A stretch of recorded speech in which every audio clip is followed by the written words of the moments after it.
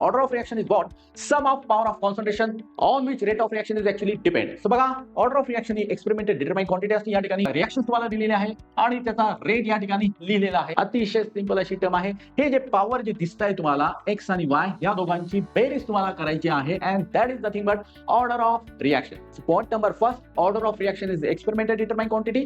Point number second, sum of power of concentration on which rate reaction is actually depend. So ही झाली त्याची definition. So ह्या पॉवरची बेरीज म्हणजेच ऑर्डर ऑफ रिएक्शन. तुम्हाला माहिती आहे की ऑर्डर ऑफ रिएक्शन 0 ऑर्डर असू शकते, फर्स्ट ऑर्डर, सेकंड ऑर्डर, या सगळ्या ऑर्डर ऑफ रिएक्शन आहे. आणि थर्ड पॉइंट महत्त्वाचं लक्षात ठेवा, order of reaction can be whole number 0 और it may be negative also. So या ठिकाणी काही एक्झाम्पल्स तुमच्या बोर्डच्या पुस्तकात तुम्हाला बघायला मिळणार.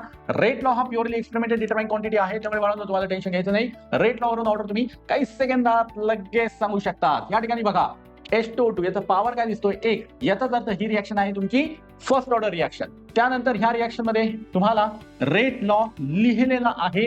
H2 आणि I2 चा जो पॉवर आहे तो या ठिकाणी तुम्ही बघा.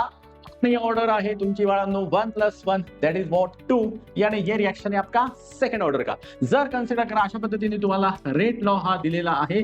K = ½ त्यानंतर B⁻³ K⁻½ आणि B⁻³ असं जर तुम्हाला दिलेलं असेल तर तुम्ही जस्ट यांची बेरीज करणार आणि ती येणार आहे बाळांनो 4/2 दॅट इज 2.